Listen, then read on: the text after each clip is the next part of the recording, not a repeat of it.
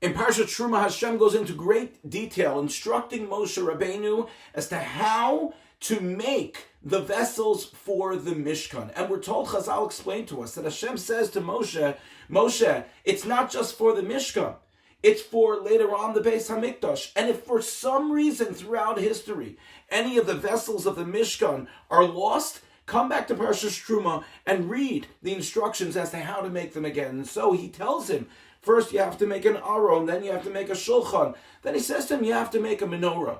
And what was unique about the menorah is that the pasuk says, Miksha teyaseh ha-menorah. Miksha means that the menorah had to be made out of one solid piece of gold. And the pasuk says teyaseh. Teyaseh means it should be made, as opposed to ta'aseh, you should make it. And so Rashi tells us that Moshe was a little bit startled. How is it possible to make such a magnificent menorah and to construct it? So Hashem said to Moshe, don't worry. You take the piece of gold, you throw it into the fire, the menorah is going to come out by itself. And that magnificent menorah, which stayed in the Mishkan for the amount of time that the Mishkan stood, it had a base with one lamp that was in the middle and 6 lamps that were protruding from that base.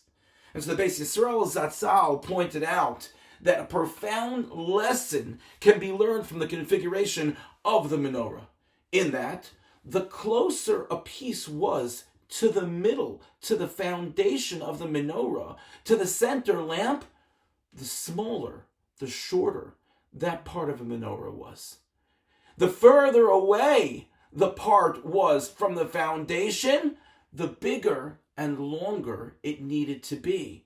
And so he explains that the lesson which is learned pertains to our lives, in that the more a person humbles themselves and their accomplishments in the eyes of others, the closer they become to Hashem, to that foundation, and as an extension, to the closer they become to themselves on a spiritual level.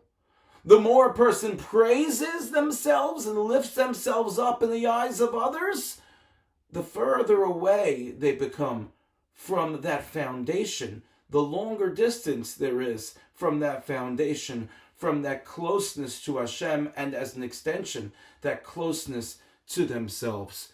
What a powerful message for us about how we carry ourselves in the eyes of others. The more humility we have, the greater connection that we have to the Ribono Shel Olam, and also the greater connection we have to our inner selves. May we be zocheh to heed this lesson and connect with Hashem like all of the parts of the menorah were connected to that foundation. Thank you for listening, and have a good Shabbos.